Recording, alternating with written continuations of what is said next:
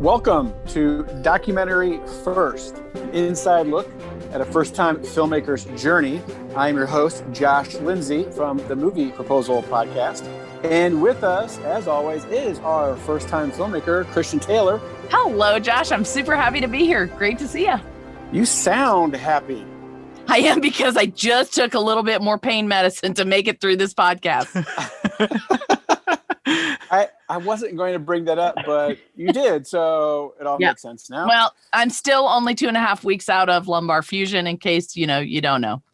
Okay, and you're talking to us, so that's a good sign on how it's going. So we're progressing, it seems. Yes.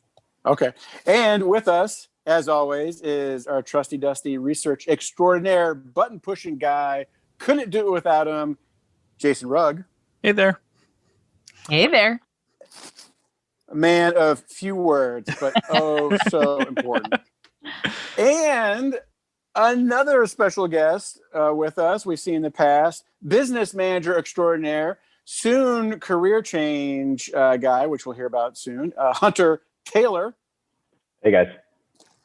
Hey. Also a man of few words. Okay, so Christian. Yes. Update us. What is going on with The Girl Who Wore Freedom? What awards have you won? What distribution deals have you signed? What money has rolled in? What's going on? Thank you so much for asking. I would love to tell you a whole bunch of wonderful things. We have been struggling this week, in several different areas. It's a slowdown kind of time.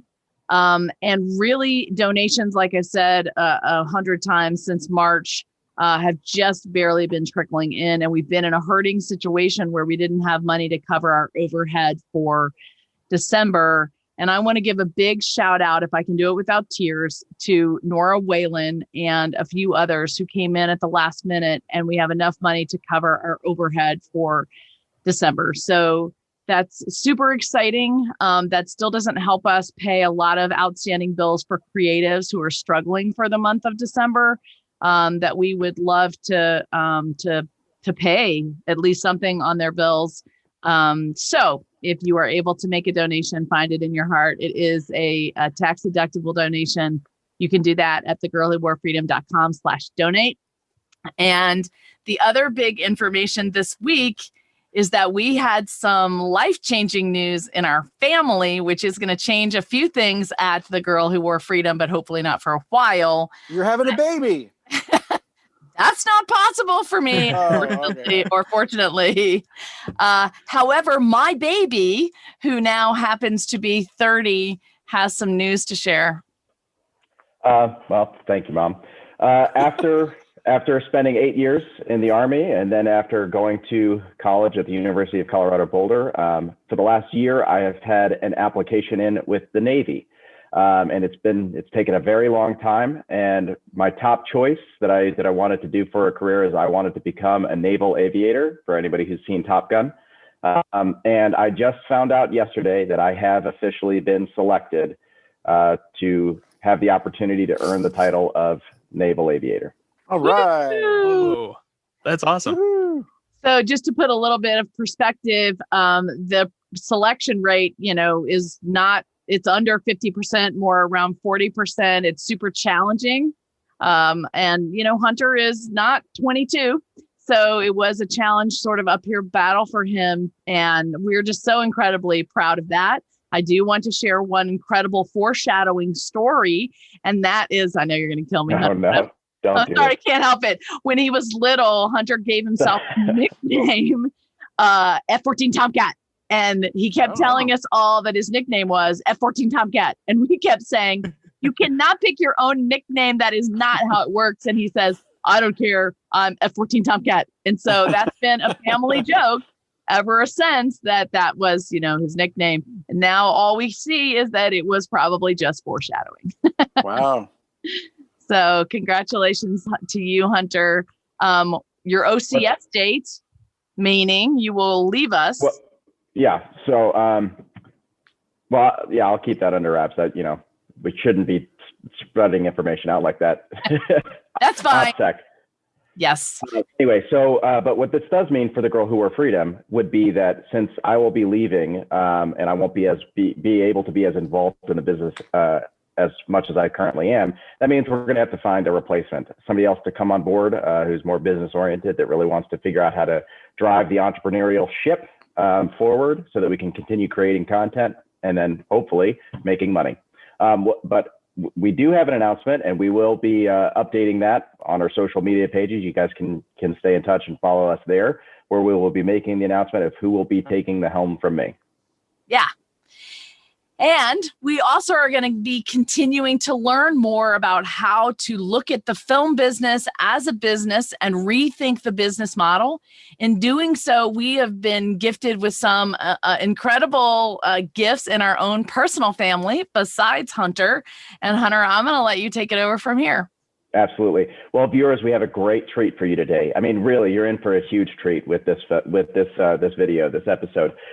We have today with us a very, very successful founder and CEO. He's a serial entrepreneur, and he started off at Waveset, and he was able to sell that to Sun Microsystems. Now, for people who don't know much about business, creating a company and then selling it, that is a huge, major accomplishment. From there, he became the founder of SailPoint, and he's currently the sitting CEO. He also took SailPoint in its initial public offering in 2017, and that was a major success. This CEO has consistently achieved high employee satisfaction ratings from his employees, and that CEO is now also a first-time author for Joy and Success at Work, Building Organizations That Don't Suck the Life Out of People. Welcome, Mark McClain. Woo-hoo. Thank you, Hunter. Thank you, Team Taylor here with Christian, Josh, and Jason. It's a real pleasure to join you guys. And Christian, should we admit there is a family connection we haven't yet made clear? That is very true. There is a family connection, and it's quite interesting. But Mark's wife happens to be my husband's first cousin. There. So now we've completed the incestuous relationship divulging, and we can just have a conversation about film now. But yes. Perfect. Yes. Well, we're so excited. We're so excited to have you here. And from our understanding, it sounds like you watched our film. I have indeed watched your film. I thoroughly enjoyed your film. I have to tell you, I was a little misunderstanding where the film was going to go. I thought it was going to focus primarily on the girl/woman story. And that was kind of the backdrop, but it was really the relationship between the people of Normandy and particularly the Americans, I guess, all those that were there, kind of liberators. And man, you guys did a really nice job telling that story, the emotion of it, the way it's carried through multiple generations. It was quite moving. I really thought you guys did a great job with it. So well done, really well done. That means a ton to me. I thought it was going to start off the same way you did. We started with The Girl Who Wore Freedom. And as with most documentaries, as Josh or anybody else will tell you, the story just takes you in different places. And we were so happy that her thread sort of wove through. And yes, God was gracious to us and helped us try to figure out how to tell that story. And so I'm glad you watched it and you enjoyed it. I'm hoping now. I'm going to recommend it to some friends. I thought it was really well done. So awesome. Well done. Now, we hope you will give us a little bit more advice at as we go forward, how to build a business that doesn't suck the life out of people for our next project. Yeah, and so that's the question too. Is that it sounds like you really love this film. It sounds like you're saying it has value, right. And so the question would be, as a first-time filmmaker, how do we turn something of value, a film, into something profitable, something that we can continue to do? Well, it's interesting, I'm obviously coming from a pretty different perspective. The companies I've been involved with have been software / now SaaS, if you know that term, software as a service companies. And our customers have been large enterprise, businesses, as opposed to something that consumers buy. But at the end of the day, right, anybody who makes a product or service and expects to get paid for it has a similar challenge, right? At some level, you're having to create something that is of value for which people will exchange value to participate or partake, right? So filmmakers make films that people think they would like to spend money to see. And if it's a documentary, that might have a different kind of an outlet maybe than other kinds of film. But in this world of, video on demand everywhere, and I don't know when we get to go back to the movies, among other things. So I think at some level, we're just dealing with how do you get a great film of any type out in front of people who will spend some money, or at least indirectly through advertisers spend money for you to fund that film, right?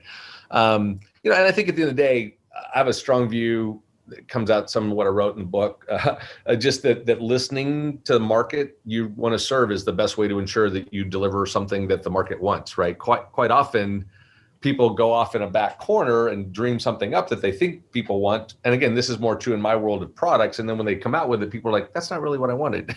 You should ask me what I wanted.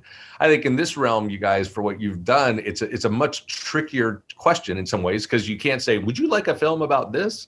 But I think what you can learn is what kind of films have succeeded over time, and what is it about those films that tends to make them so popular, so well loved, so appreciated, right? Some of it certainly quality, right? Nobody really likes a film that has crappy acting and really bad directing and lousy terrible score. sound. Yeah, it's a terrible sound. That certainly can be part of the problem. But I think at the end of the day, right? I've told people in the regular film world, like I've yet to see a Pixar or a DreamWorks film that I didn't enjoy. And that's not because I took my grandkids. I just think they make great stories and produce them incredibly high quality. So at the end of the day, people like to go read or see a great story, and it's told well.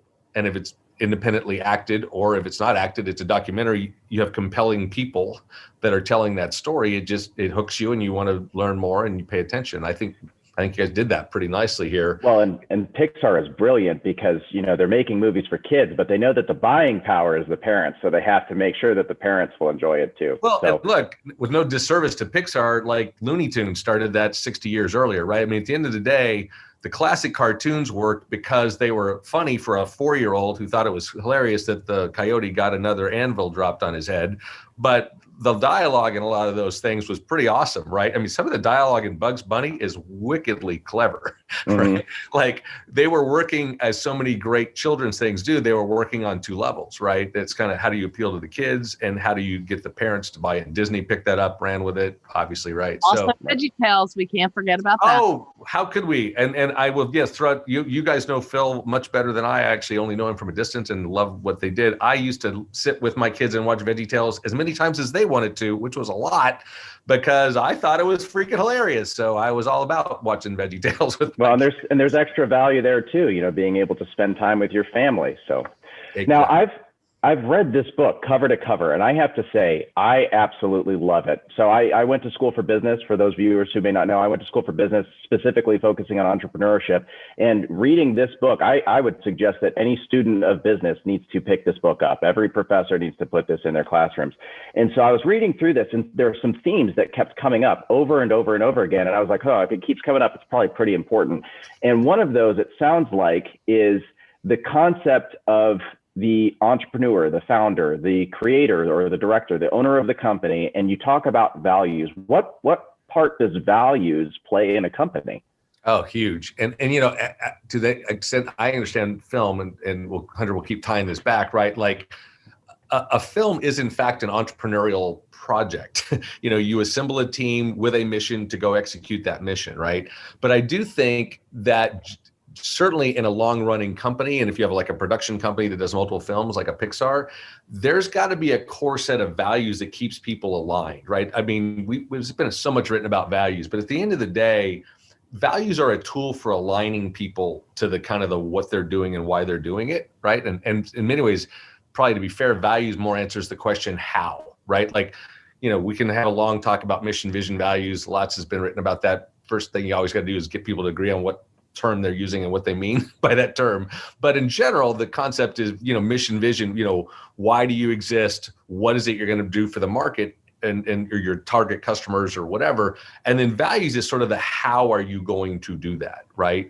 And to me, if you can't get alignment around how, then almost always the what gets screwed up, right? Like if you've seen when you see famous business flameouts, it's almost always because they couldn't agree on values. It didn't necessarily get characterized that way, but all of a sudden you got one group who thinks, win at all costs, cut corners, cheat if necessary. You got another group maybe that's operating with high integrity, but it gets expensive sometimes to operate with high integrity. And if you got financial people demanding the bottom line is certain, these values, if they're not in alignment, you're just going to conflict all the time as you're making day-to-day business decisions, right? So I think if you're in the project where you're getting a group of people together to accomplish a vision, a mission, something, you've got to start by saying, hey, we have to agree on some of the core things we think are important here, right? Because if you don't, you're going to find yourself conflicting over what appears to be a difference in strategy or tactics, but often it's actually a difference in values. It's just showing up when you're trying to make a tactical or strategic decision. So to tie that back into the military, actually, it kind of sounds like to me, what you're saying is, a company needs to figure out what their map is, but the values are the true north. That's how you identify where you're at and where you're going to go. Well, and Hunter, yeah, we won't get too far fulfilled in the military, but look, this better than a lot of us probably, right? The values of the military have shifted somewhat, not in terms of integrity and courage and things like that, but in terms of it was kind of command and control and obey at all costs. When your boss says, take the hill, you take the hill. Now I think there's a lot more training in the military for, we're going to train you how to think and react, because you're going to encounter all kinds of crazy crap that probably no one has ever seen before in some cases. So you're going to have to know how to think about that. We don't have a plan for you to execute. We have to train you how to think, so you know how to think in the middle of a new situation. And how much you guys make film, right? Like, how often do things go according to plan on a shoot? Never. Right. Never. So, and you brought up film, and I want to give you a particular problem. So one of the things that I said when I started off with The Girl Who Wore Freedom was that I wanted to do production differently.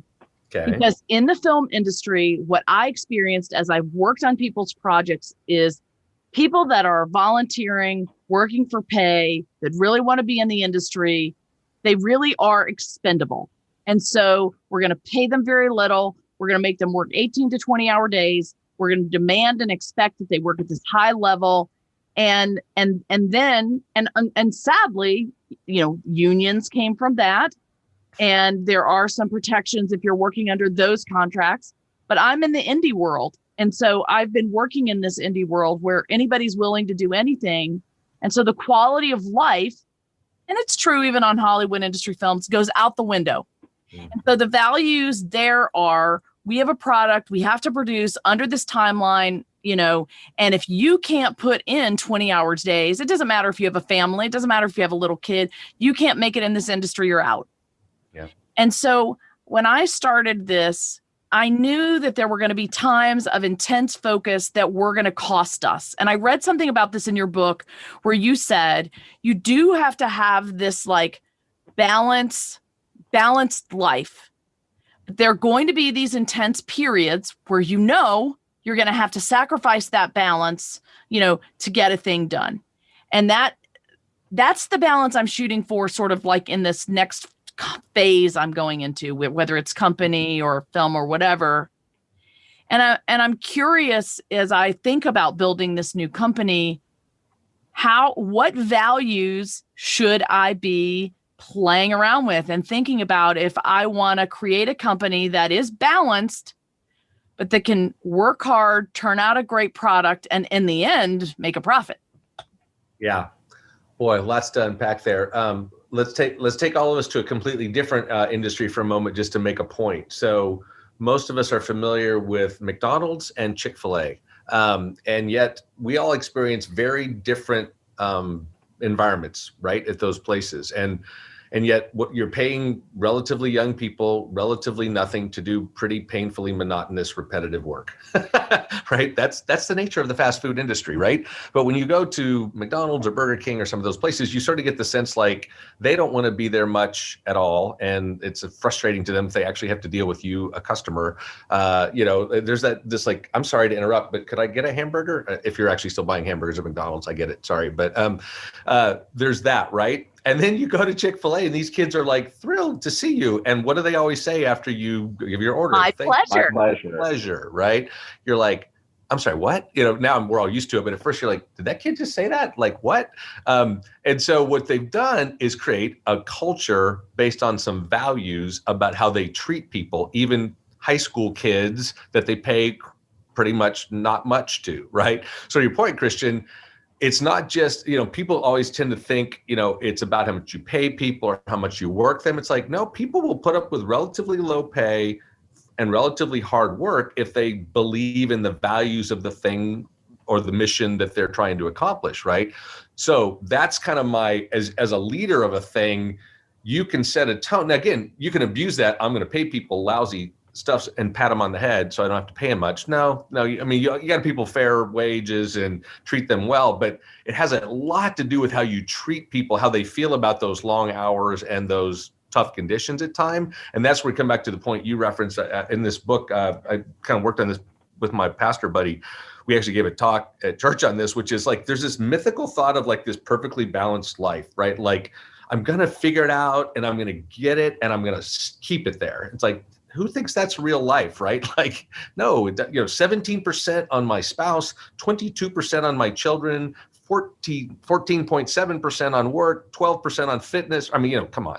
It's like this pie chart, mythical pie chart. So we coined this terribly not marketing-y good words called temporary healthy imbalance, right? What you're constantly working through in life is a series of temporary but still healthy imbalances, right? Because at any point in time, something's typically out of balance, right? And so like when you're in the middle of a production shoot, that's the equivalent of a software release in my world, or in the military, it would be an exercise in the field, or in retail, it's Christmas season, whatever. There's spikes in every space, right? And when you're going through a spike, you're typically going to be out of balance toward work, and your family, your health, a bunch of stuff will typically have to take kind of a hit to get through that. The trick is those other two words, temporary and still healthy imbalance, right? Like Marge, my wife, who Christian and Hunter both know, like early on in my career, I remember we'd have these conversations like, hey, I'm kind of going through a spike, but it's going to get better and then it'll settle down. And her view after a number of years of this was the spikes just keep going. So this is the new level of normal up here, right? You've been saying a lot of that to me lately. Right. And again, that's part of your challenge is if you're an entrepreneur, which you are as a filmmaker, you have to make some hard choices of saying, I've done as much as I can do on this right now because I have to rebalance some of my life. Well, go ahead. Sorry. Go ahead. Go ahead. And that reminds me of what you said in your book, where you were also talking about when you're in these shifting periods of temporary healthy imbalances. Yeah. One of the ways you recommended to approach things would be the things that you have to do, the things that you like to do, and the things that you can do. Okay, could you tell us a little bit more about that? Yeah, that's a good one. Thanks for remembering that, Hunter. I think one of the things you find as you get into leadership is that you probably came from doing something that's now under your leadership domain, right? Like if you're in business, you were once an accountant or a salesperson or an engineer, but over time you become a general manager, and there are those kind of people that work for you. And I love this metaphor, and I also reference this in the book, Hunter, as you know, the conductor of an orchestra at one time certainly played an instrument, probably incredibly well, but now all they have is a little stick that they wave around, and yet music happens because their job is to organize the other musicians to play a piece of music on a tempo at a beat with certain volume. So that's actually a great metaphor for leadership, right? You should do the thing that you are now being tasked to do as a leader, and make sure you don't get in the way of the other people whose job it is to now play the music. So back to your have to do, want to do, right? One of the things that screws up people a lot when they get into various levels of leadership, and I can't imagine this wouldn't be true on a film set. I'll make it up, Christian. If you're the director or the producer and you got a cameraman and you're constantly elbowing the cameraman out of the way, go get out of the way, let me tell you how to do this shot. Pretty soon that cameraman doesn't want to work on your project, right? True. He's like, I'm tired of you telling me how to do my job, right? So that idea that says, look, you have to lead because you're the only leader, which means though you can do something or you like to do something, it's now someone else's role to do that. And your job is to get the best out of them. And I always tell people, if that doesn't motivate you, if like getting the best out of others doesn't motivate you, instead of just doing it yourself, you should not be in management or leadership. You should be an individual contributor, to use the work term, right? You should be the guy who does the work. And what's That kind of sounds. I loved the example in your book. This goes to another principle, but you talked about one thing that you've done in your companies, which I've never heard people talk about before, but I'm told now, thanks to Hunter and Jeremy, that is the Peter principle, that there is a thing out there that if there is a guy in the automotive shop that is really good, he's the go-to guy, everybody wants his opinion about how to fix this thing, and you promote him to management and he's not happy there, but you want to reward him financially in every other way, he's not going to be happy and it's not going to work well. So the idea would be reward him for the contribution that he gives at his level for what he brings to the company, even if and don't expect him to manage. Yeah. Let him be the senior technical leader, not the people manager. Quite often when people do well in any field, the thought is we should bump them up to the management level and let them supervise the work of others. Like, well, A, they may not be good at managing people, and B, they might have been the best person to keep doing that thing they were doing. Now, again, in your world, it's such a specialized set of, skills and film and acting and sound and, I don't know, but eventually some of those people decide to become the director, filmmaker, producer, whatever, right? But I think it's a similar idea of like getting the most out of the contributors, the people doing the actual work. If you're going to lead that team, you have to make sure you're thinking, what is it that motivates those people? How can I get the best work out of them, and not in a manipulative, negative way, get the best work out of them at their expense? Like, how can I give them an environment where they want to give their best work? Is a better way to say that, right? And that's what I think we have to do as leaders. Well, Sorry, go ahead. Sorry, what I would say too is in my field. And for filmmakers that are thinking about this, everybody in my film world wants to level up.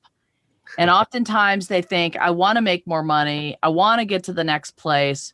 And we're not thinking so much about what am I really good at? I discovered this in this project. I thought I could produce and I could let other people do stuff. In the course of the project, I found out I'm better at storytelling. I'm better at writing, directing. I'm better at those things than producing. And so I think one thing I took away from what you're saying is, I think we need to ask each individual person, what are you really love doing?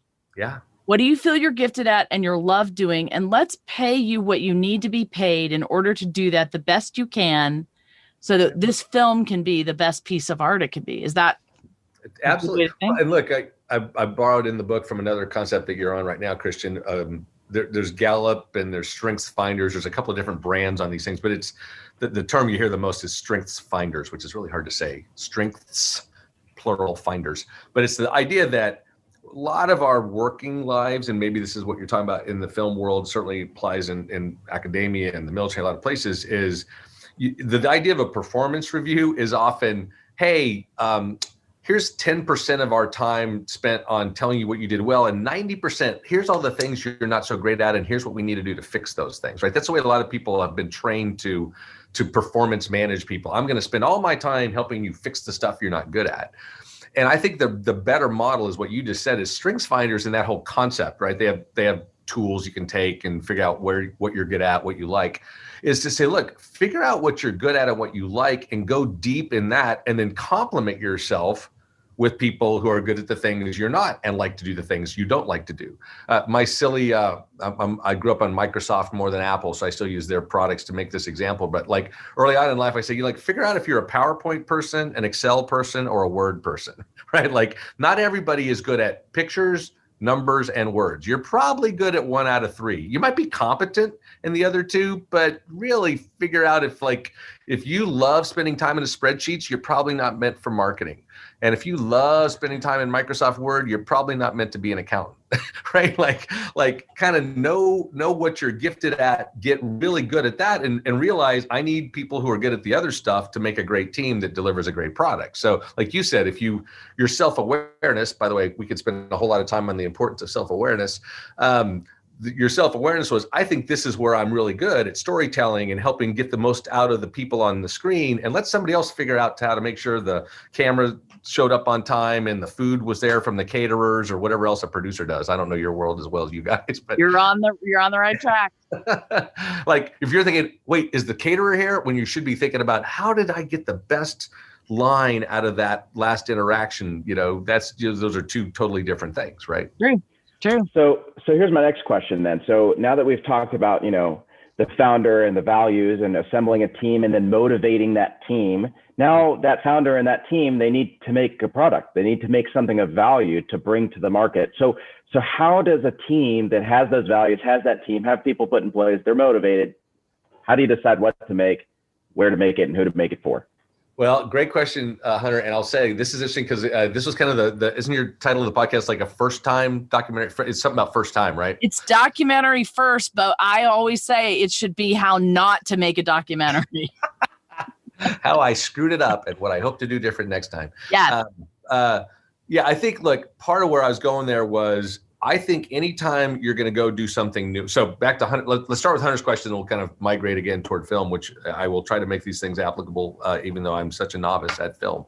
But like in the world I come from, I always tell people, look, the mythology of the 22-year-old founder who starts the next cool tech company is great, except it almost never happens in real life. There are a handful of them. I like to say we know their first names, right? In my tech industry, there's Steve as in Jobs, and Bill as in Gates, and Michael as in Dell, and now Elon as in Musk. Right? I mean, we know those people because they're like, as I call them, freaks of nature, right? There's like one of them every 5 or 10 years, okay? And you're probably not the next one, I like to tell people. So given that reality, right, if you're not that super genius or by the way, sometimes it's luck as much as genius, but given that for a moment, like, okay, so how do you figure out what to do? My advice is go get smart at something for a while, work for 5 or 10 years. And this kills a 24-year-old to hear me say this, but go work for someone for 5 or 10 years and learn an industry, a space, a set of skills, then go start your thing. Because the likelihood you won't understand all the nuances of a space or an industry or a market if you jump into it really young is quite high. So go associate and hang around with people for a bit, then go start your thing, right? So again, if you're going to be a first-time filmmaker, I would advise going to work on some films for a while before you try to make your first film by yourself, right? Which is what I did do. Right. Okay. But you've been around the industry. You're being a little harsh on yourself. You've been around the industry. Right. I mean, like if I, unlike you, were to try to go make a film, that would be a horribly bad idea, right? Like I should never do that. But yet I think people do that all the time. I love, again, it's the mythology. Here was Bob the accountant sitting at his desk, and one day he dreamed up Tesla. I'm like, that doesn't happen in real life, right? Like you're gonna more likely extrapolate from some stuff to what you need. So back to Hunter's question. Well, how do a group of people who share values and are like they like being colleagues and want to work together on a project or a company?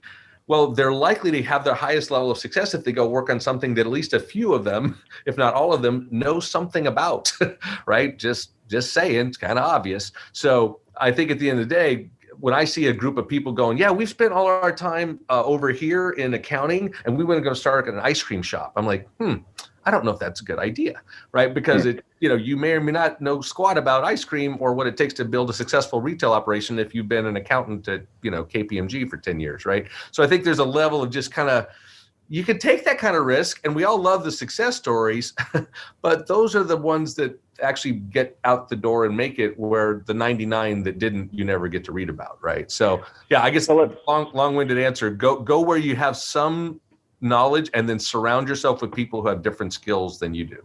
That's so let's say that they then go and get that experience that you're talking about. They go and learn about the industry. They get a feel for what it takes to work there. And then they get this idea for a film or a product or a service. How do the markets come into that dynamic? How does that work? Well, it's interesting, I think the same thing has happened in film in one respect that's happened in tech. So it used to be to start a tech company. I know this is hard to believe now, but you used to have to raise a lot of money because you had to go buy servers and PCs and rent space, and there was no Amazon Web Services, there was no cloud, there was no, super cheap way to get access to technology. So like to start a tech company took a lot of money, right? And in the old days, in your world, I'm sure, to like make a film, to rent or buy equipment and people was like, now a lot of filmmakers get started with relatively inexpensive equipment with relatively high quality output, right? So the entry cost to getting into some of these things is way lower than it used to be, but so is the trial approach. Like I would say, well, if you think you have an idea, I mean, this is y'all's world, right? Go spend the time to shoot a relatively cool trailer that tells the story of what you'd like to build and start getting that out in front of people before you try to go get the funding to build a whole film, right? First, tell a short, that's what people do in product all the time now, right? Here's a demo, here's a pilot, here's a sample of what the kind of thing we could give you. Does this catch your attention? Does this meet your needs? Does this seem to intrigue you? Now I can use that to get the next step of funding or investment or engagement from customers. We call So it's it that multiple.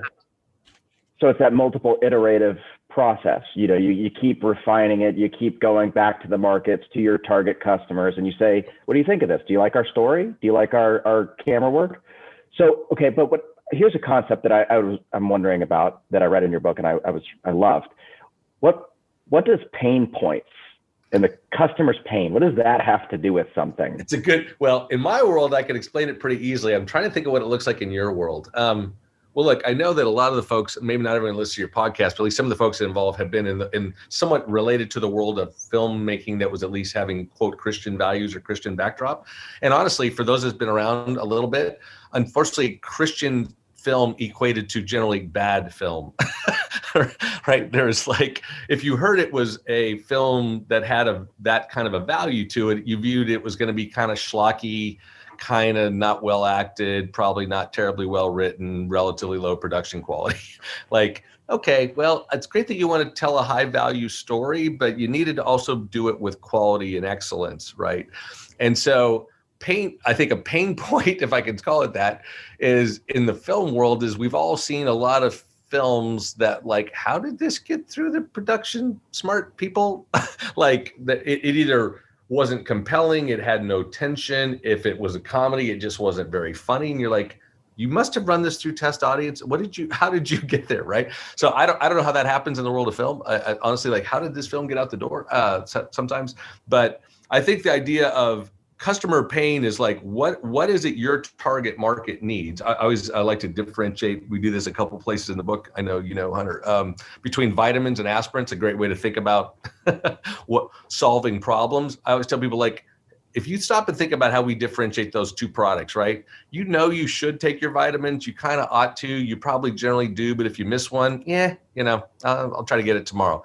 If you have a splitting headache, I like to say you'll kind of knock over your grandmother on the way to get a Tylenol, right? Like there's a sense of, I have to solve this pain now, right? So part of the trick in products or things that are super compelling is you create that incredibly high demand, or you recognize the high demand in the customer and you meet the need with the painkiller, quote unquote, right? I mean, if you think of the blockbuster films that we all know over history, right? A lot of them were, wow, that was a great story, incredibly interesting, compelling characters, great acting. I mean, Star Wars, any of the major franchises, they just hit all those buttons, right? And you look at other films and like, how come they missed so many of those buttons? Like, why didn't they understand that a movie maker would never want to sit through this or that thing? So I guess, Hunter, in the realm of pain, in the building of a product or a service, it's generally a little easier for me to comprehend. Again, in a market space that you've been able to identify, there's some well-defined set of frustrations that the people have with their current available offerings. And if you can deliver a much better offering, they will take it if it's reasonably priced and available. And in the world of film, I think it's like, how do you deliver a compelling, interesting, thought-provoking, and documentary, I guess it's a lot more about interesting and thought-provoking, right? Like, wow, that made me think, or wow, it opened my eyes to a whole set of new issues I didn't understand.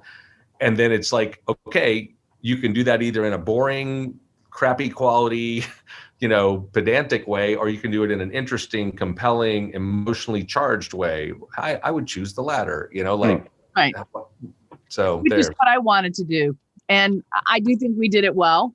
One thing that I think is so interesting about what I think Hunter's getting at and what you're saying is Hunter led my editor and, partner Bill Evil in a workshop last Friday. Okay. And this was the first time that I ever heard somebody say, okay, what are the pain points of your industry? What were the 3 Ps, Hunter? You said the pain point, Well, we separated it between the pain points, which are the problems that customers have, and then the need, the desires or the needs that they have. And I really emphasized focusing on pain because if you could solve the pain, it's very much like what Mark was saying with the aspirin versus the vitamins. People would like to be healthy and would like to take their vitamins, but they're not really thinking about that. But if they need something, if they have a pain, they'll knock you over to go get that aspirin. So we were talking about what do our viewers want to see? Yeah. What are their pain? And so he was asking Bill Evil this question. He's been on the podcast before. He's my editor. He had some brilliant answers, which are so simple, which film people usually don't think about. Because usually a film person's like, oh, I have this idea for a story and I want to tell the story and this is the script, or I want to investigate this. And so when Hunter said, what are the pain points? The first thing I said was time. Every time I ask somebody to watch my film, the first question they ask me is, well, how long is it? And that doesn't matter if it's a film festival or a buyer or a friend. How long is it? How much time is it going to take me to watch? Yeah. And we've watched it change in the industry where you have to make a pretty darn good film to have somebody sit for 4 hours and watch it, and now most people's attention spans, they want super small delivered content very quickly, et cetera, et cetera. So that was one pain point. Then Bill was like, the other thing is choice. There's so many choices. We go and we sit down and where do we begin? Do we look at the choices on cable? Do we look at the choices on all the different apps on our television? And then, you have, well, what does my family want to watch? Who do I want to watch a film with? Is it with my children? Is it with my wife? And thinking about that product of what is the pain that an actual buyer who is an audience member is looking for was the first time I ever stopped to think, I never thought about a viewer having a pain problem about a film. So that's when I started thinking, this whole business concept that Hunter's brought into our film world, where I started saying, you know what? I think filmmakers right away need to partner with business people who think like this. And then I saw your book, and the thing that was so key to me is that, I know you. I've watched you over all these years. I know what kind of man you are. And you talked about in your book this why principle, which came from Townsend, which focuses on people, which goes back to what you were saying earlier about how you want to create a life for them where they are fulfilled and happy in what they're doing. Yeah. And I would say, to sort of wrap this whole thing up, I really want I want to challenge young filmmakers and all filmmakers and myself to think a whole different way about production and making films. Because I do think if we are considering the people we are working with, we are helping making a product within the balance of our lives, knowing that there will be times of healthy imbalance. Mm-hmm. And if we are considering the pain points of our audience, somewhere in the middle, we'll begin making a product that hopefully we can sell and make money on. If only we could get that stupid distribution thing hammered out, which hopefully Hunter is going to help us with. I know, funding is always the biggest problem with films, but I think if you think about making a company first with the foundations that you've built your company on, and I really would love to have you back to talk about that. I think you are onto something. Anybody that can be voted as one of the top CEOs of a company like you have, I would love to take those concepts and bring them into this film world, because I don't think that's ever been done before. Yeah, that's a great point. Yeah, because you guys work on a slightly, it's kind of we in our world we have customers, we have partners, we have employees, we have contractors. There's some of those metaphors, but like the nature of a film, it's always like a project where a group of people come together and then they disperse again. It's not like an ongoing, I guess, a production company, a very thin skeletal production company can exist, but they're always bringing in this massive amount of people that don't work for them full time typically, right? It's a very, very much, you have to attract those people, right? And then, so you've got that group of people to think about. Then you got your buyers, your consumers, and then you've got your sponsors, which is another constituency you have to think about, right? It's a complex world. I do think what's fascinating. I was thinking about your documentary approach. Like in some ways, the challenge in a documentary is the same challenge that the filmmakers who did like Titanic or Apollo 13 had. It's like, hey, we already know how the story ends. How are you going to make this interesting, right? And there's a little of that in a documentary. Like, hey, I know what happened in your case, I know what happened in World War II. I even maybe know a little bit of what happened at D-Day. How am I going to make that interesting? And I think that's what you guys accomplished, right? You said, look, there's an angle on this that you might not have heard about, that was the relationships that it went beyond the war between this group of people and those that came to liberate them. And I thought, okay, that's an interesting twist on the story that most people really don't know much about, right? As opposed to like whatever 1917, just a really super crazy compelling way to tell a war story, but that the war thing was not new. It's just the filmmaking was fascinating.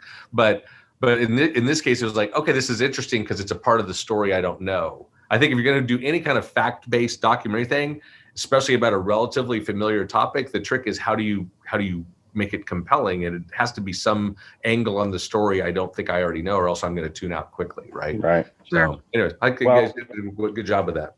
Thank you. Well, we're running out of time, but we just want to say one last time, you really need to pick up this book. Again, it's Joy and Success at Work, Building Organizations That Don't Suck the Life Out of People. It's by Mark McClain. Mark, thank you so much for coming on the podcast. We really have learned so much from you. I think that our viewers have learned a lot from you as well. We'd love to have you back whenever you have the time. I would enjoy that. Let's figure out how to make that happen. And by then, Hunter will be out flying over some part of the world.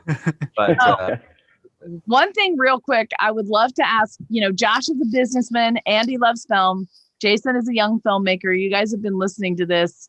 Has there anything that stuck with you that you took away? Anything that's important? What do you think? Or are you just glad it's over and that we can get off the call? That's what it is. I think I need to buy the book. Yeah. You need to buy the book.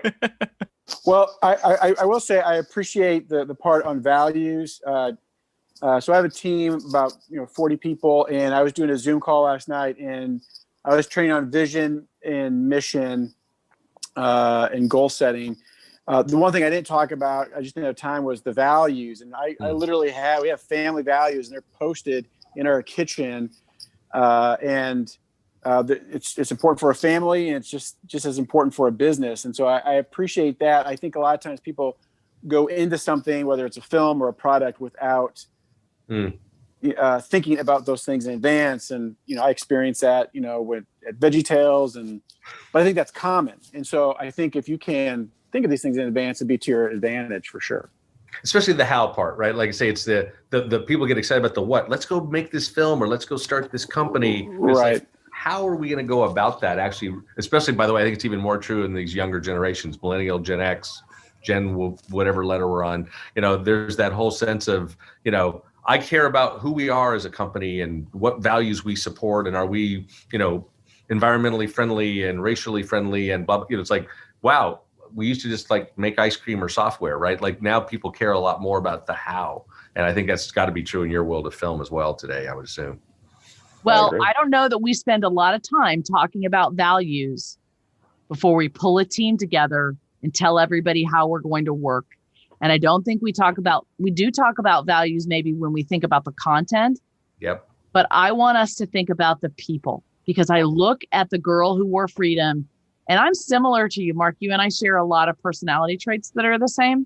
And the culture that I've created, we've had a lot of people on our team on this podcast, and they'll say, well, I came to volunteer because this, is a great story or whatever. I stayed because of the culture what I'm learning, and the environment that's been created.